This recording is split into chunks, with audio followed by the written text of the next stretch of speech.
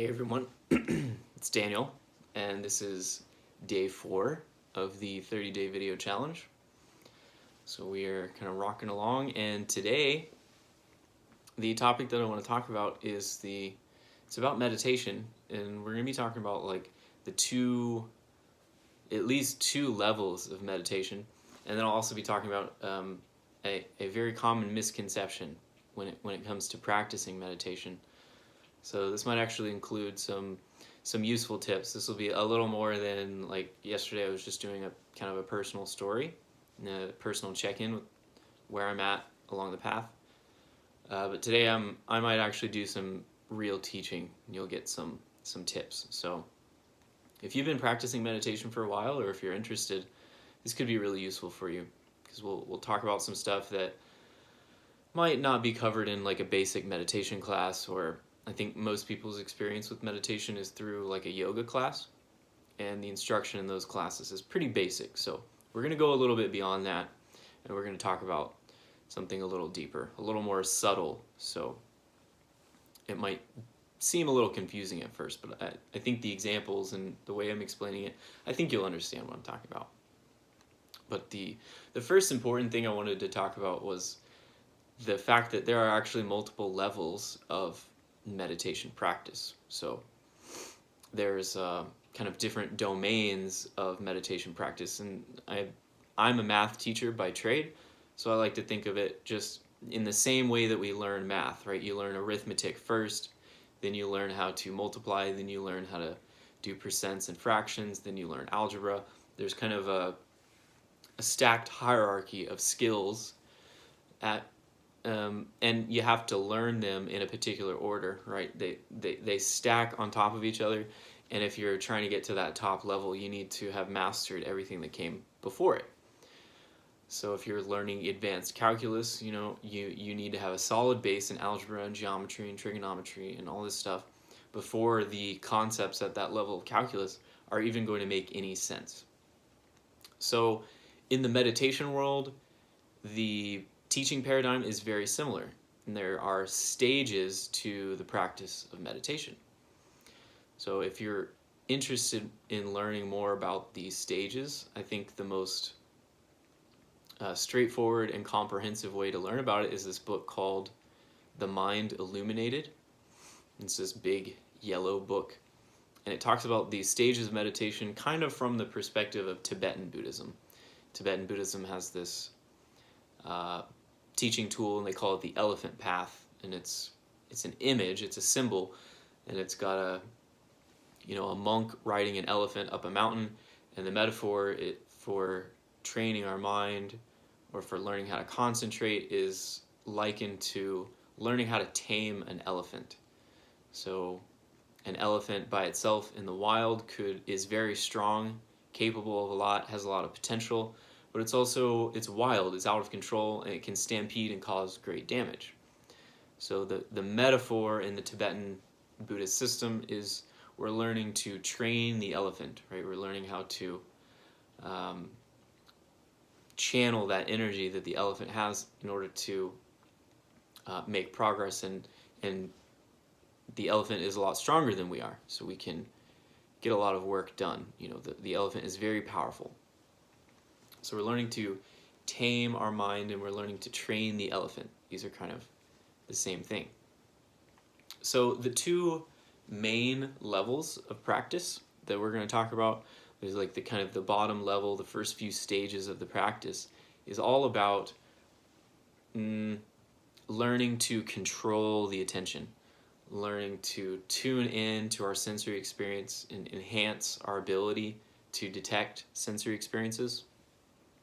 In other words, we're kind of like fostering deeper connection between the neurons in our brain and the neurons in our sense organs, right? So we're learning to distinguish finer and finer details in our sensory experience. And perhaps most importantly, we're learning to direct our attention. We're learning how to point our awareness in a certain direction and then keep it there for an extended period of time. This is also called concentration, right? Learning how to direct the mind and keep it somewhere for an extended period of time. This is one of the most important skills at the foundational level, at this first tier of meditation practice. And like I was saying with regards to math education, this learning how to concentrate, this learning how to tune into our own experience, learning how to direct the mind and keep it on a particular object, this is kind of the foundational layer. In math, this would be like learning arithmetic or learning counting, right? Everything else you're going to learn in mathematics is based on counting and arithmetic. And if you're not very good at that, it's going to be extraordinarily difficult to master those higher levels. So that's what we're going to say about concentration, is that it's a fundamental skill, and it's going to be very difficult for you to learn these higher skills if you don't have that. So what are the higher skills? The kind of the next level of meditation practice is kind of broadly called insight. And that basically means once you've calmed your mind down and you can make it stay, then you start taking that refined, attentive awareness and investigating what's going on in our own mind, what's going on in our own thoughts, and deeply understanding how our mind constructs experience. So if this doesn't make sense, how we construct experience, or maybe you're even rejecting this hypothesis that the mind constructs experience, that might be pretty natural. Just like when a person who has studied advanced physics goes around saying, like, there are no particles, everything is wavy particles, or, this kind of counterintuitive understanding is from the vantage point of, kind of standing at the top of the mountain after having mastered all these different mathematical and physics skills and insights.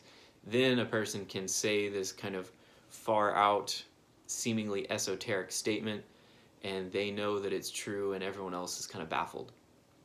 So that's what this hypothesis about the mind constructing experience, this is from a kind of mountaintop. So if it doesn't make sense, that's okay. It just means that there's work to be done on the lower levels.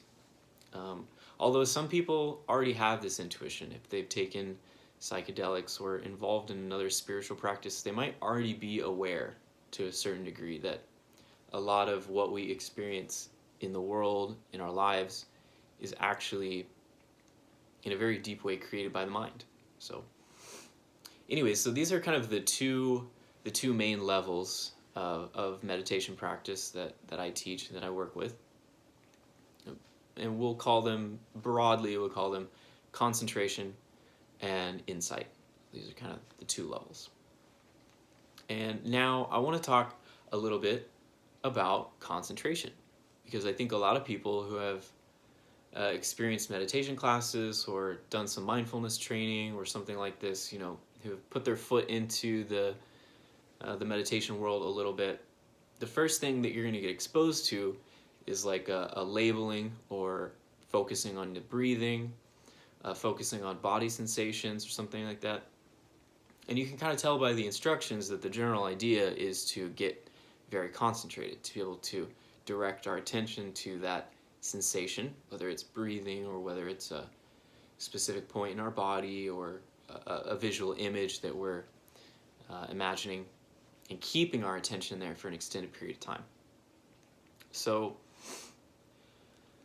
the misconception here is, I think it has to do with the way that Buddhism came to the United States, and a lot of the early introduction of meditation techniques in the United States. Kind of the reason that meditation has been taken off and been adapted by many people is because it kind of filtered in through the medical community. Like Jon Kabat-Zinn back in the 70s and 80s kind of coined the term mindfulness and came up with a very structural, medicalized definition of what it means to be mindful, what it means to pay attention. So a lot of the influence from the medical and psychological cognitive science world has kind of snuck in to the explanatory or the teaching techniques that Western meditation teachers use. So if you have taken a meditation class or a yoga class and you've done a concentration practice, it usually goes something like this. They just say, focus on the sensations of breathing, sometimes at a single point. So like focus your attention to the breathing sensations, or the cool breathing sensations at the very tip of your nostril.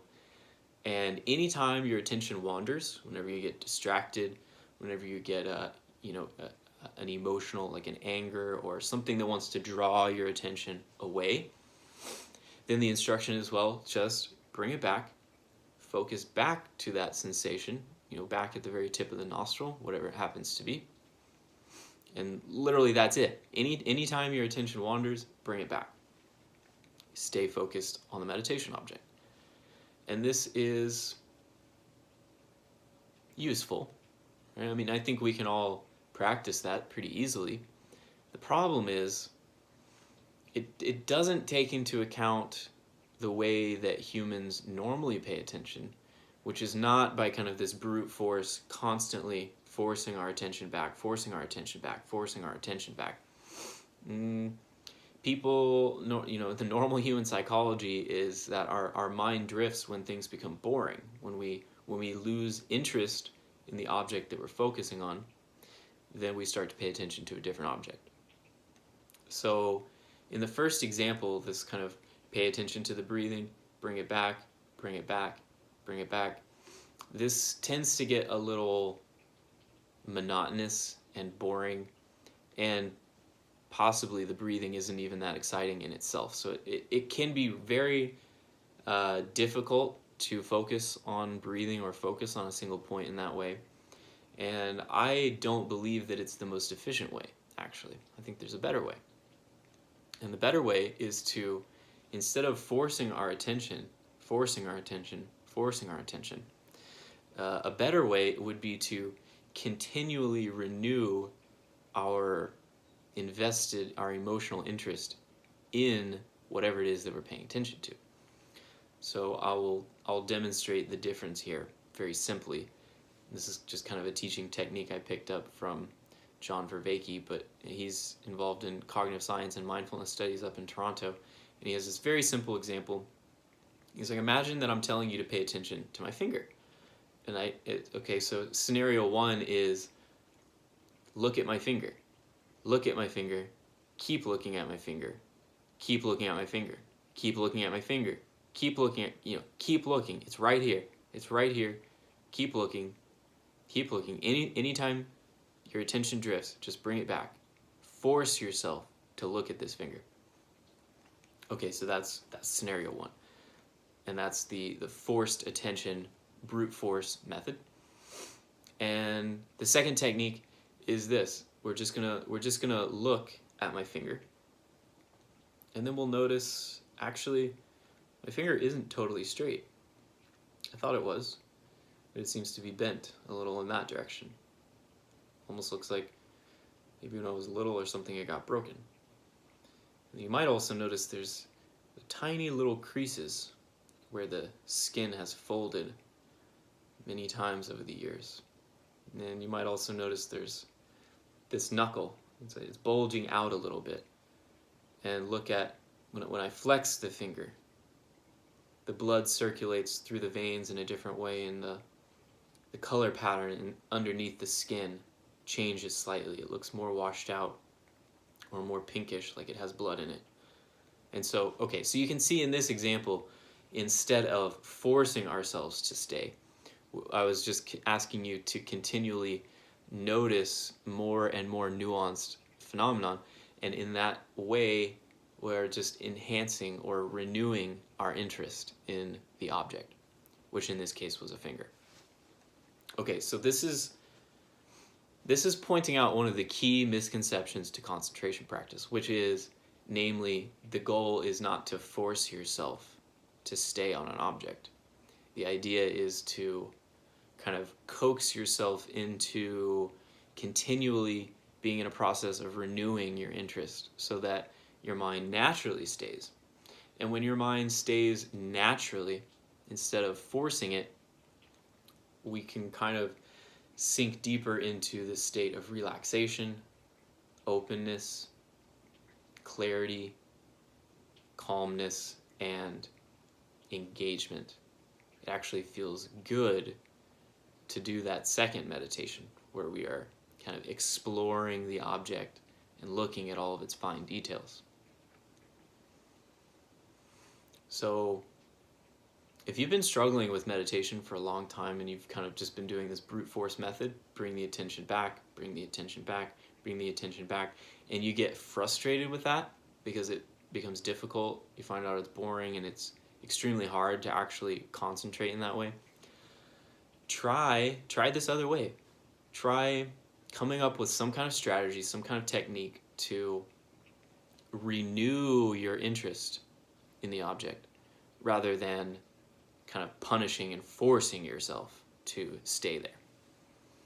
I think you'll find that your energy level throughout the meditation will be more even. You'll experience a little less jerkiness and anxiety, because every time we force ourselves to come back to an object that we aren't really that interested in, we're kind of fighting ourselves, right? Part of us wants to be distracted. Part of us wants to stay here. And when you're at war with yourself, just do this with your hands. Push your two fists up against each other as hard as you can. It takes a lot of energy, right? But you're not moving anywhere. So you're exerting a lot of energy to just not make that much progress if you're forcing the attention. So anyways, I highly suggest kind of exploring this other option and seeing how it works for you. And the last thing I wanted to talk about is a bit of a piggyback on this. And this has to do with the problem in general of controlling our experience, the desire to control our experience. And this is going to connect up with both the stages of meditation, kind of these two different levels of practice, and what we just talked about, which was a better way to actually achieve a good level of concentration. So one thing that starts to happen is you're at this lower level of practice, you're at the foundational level, and you start working on these concentration skills. And so at first, maybe you're doing the brute force method, and you're bringing your attention back, you're bringing your attention back, you're bringing your attention back, you're forcing it to stay on the object. And then, of course, because of how our brain works, we start to automate. We start to build a little machine in our head that starts to zap our attention back a little more automatically every time.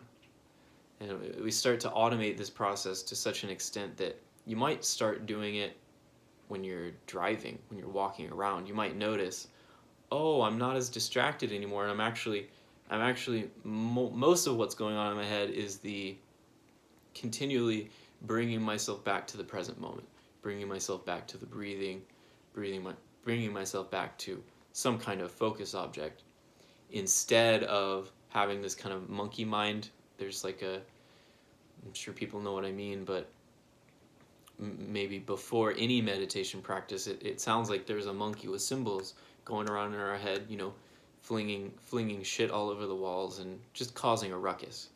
And this is a great part of the inspiration to start meditating, is this monkey mind. But after a while, as we begin practicing this concentration technique, kind of the base level of concentration technique, we start to actually make some progress with the monkey mind. And so what I'm trying to say is, it doesn't matter which concentration technique you do in this example, but if you do any concentration technique long enough, eventually that monkey mind, it's kind of like if you stop feeding stray animals, eventually they will go away and leave you alone, right? They will eventually get the message that you're not going to be feeding them. You're not going to play that game anymore. And so eventually the monkey mind will just kind of dissipate itself. And then you'll be in this place where your reactivity has significantly settled. So the monkey mind is no longer kind of shaking on the cage 24/7, rattling your brain, waking you up in the middle of the night, causing you to lose sleep, causing you to freak out, react emotionally in all kinds of crazy situations. And what gets replaced by that is this kind of internal automatic process of anytime the emotion gets too much, anytime the experience gets too reactive, a little trigger goes off and we start automatically settling our mind back into the breathing, or into just being aware of the present moment, or just relaxing the body or something, whatever our favorite focus object is.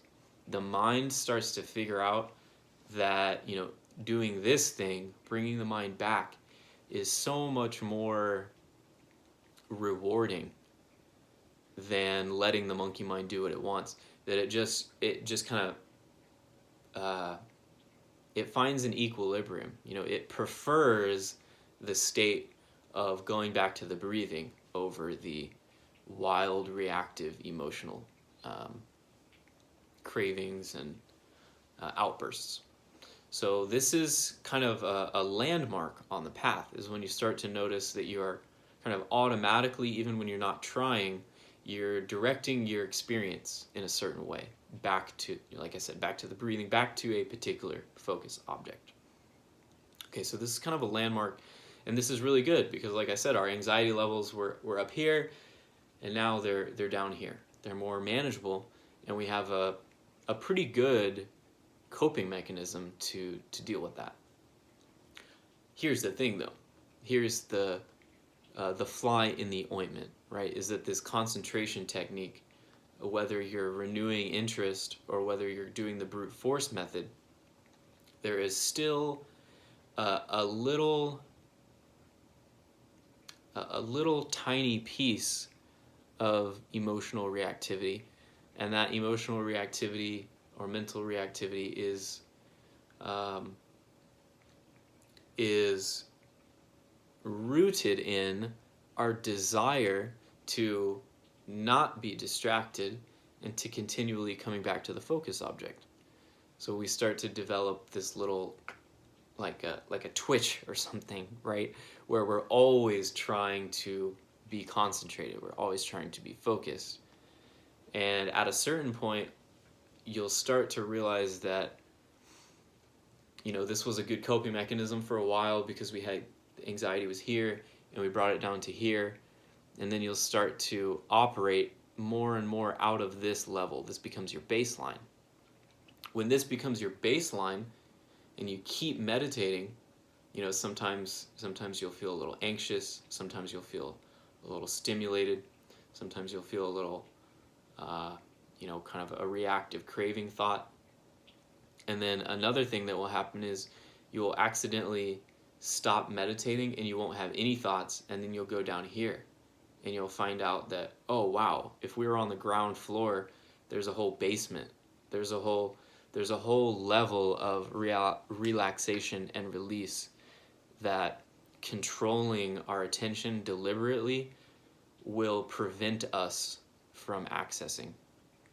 And this usually happens by accident, because you'll be doing a relatively long meditation session, and you'll get nice and quiet, concentrated, maybe doing the breathing practice or something, and you'll bring that energy level down to here. Everything's calm for a while, you're redirecting. Oh, there's a distraction. Redirecting. There's a noise in the background. Just release it. Oh, there's a dog barking. Just let it go. And then eventually, you will, maybe because you're tired, maybe because you're really relaxed, maybe because you forgot the specific meditation technique for a few minutes, but you'll accidentally stop meditating. Your mind will still be in a calm and clear state, but you're no longer deliberately applying a technique, and that's when you'll just drop down to an even lower level.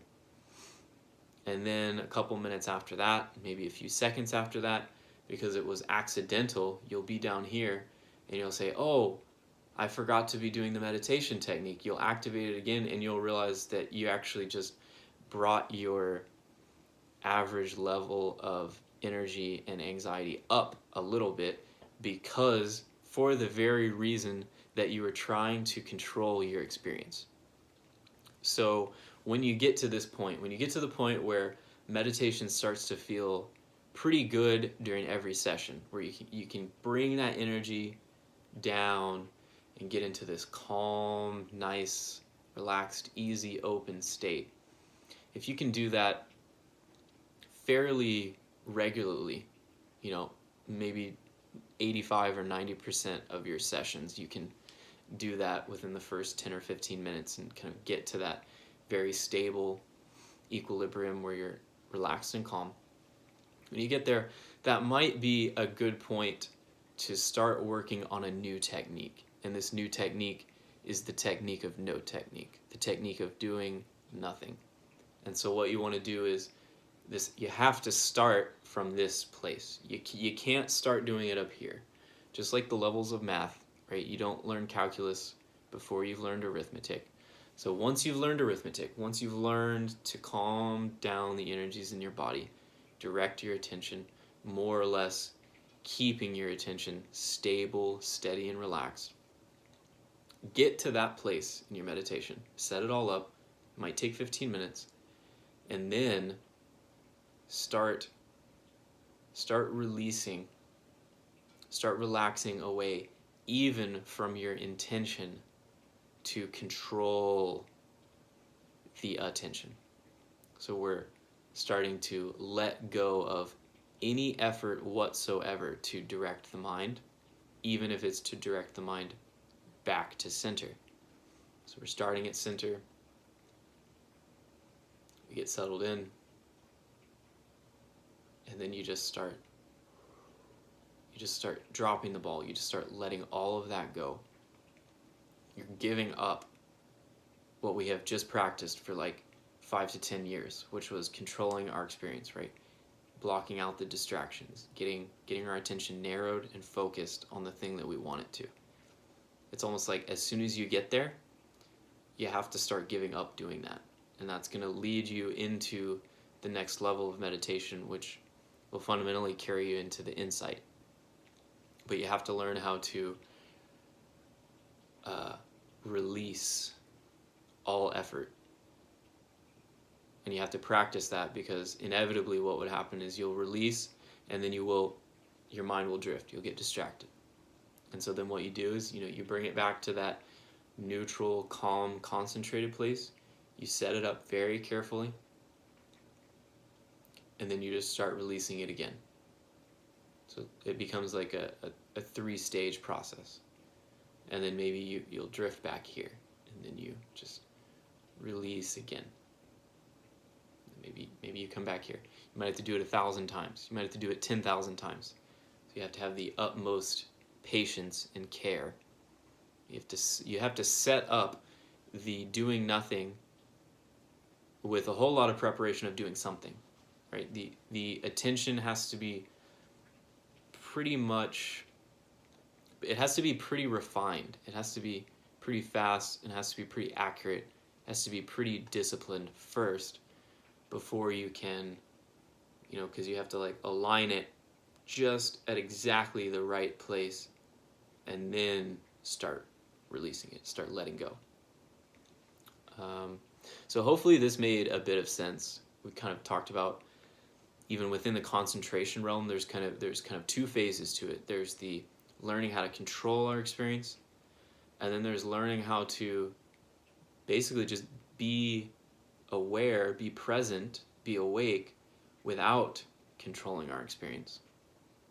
And then after we pass through these 2 phases, once we've really mastered that release, then you're ready for an insight practice. You're ready to investigate the internal workings of your mind. And by this point, you've mastered the art of doing something, of directing the attention, and you've also mastered the art of doing nothing and just watching. And when you get these 2 things balanced, it's like yoga training. You want to practice strength, and you also want to practice flexibility. And those 2 things are not mutually exclusive, right? You can be very, very strong. You can build up the muscles, and you can be very, very flexible, so that when the muscles need to, kind of slide out of the way, so to speak, that they can. And that's the kind of pliability and flexibility that you're going to need for these more advanced insight practices. So you need that, shrewd, sharp ability to direct the mind. And then you also need that wide awake, calm, collected, but very, very gentle ability to release at every moment from that kind of gripping desire to control. So I hope this has been helpful. We talked about a lot, and I'm realizing now it's been 30 minutes, so this isn't going to be as short of a video as I thought, but appreciate you guys bearing with me, and I hope that this has given you some good tips to get started or to deepen your own meditation practice. And I look forward to seeing you guys tomorrow for day 5. And take care and wake up.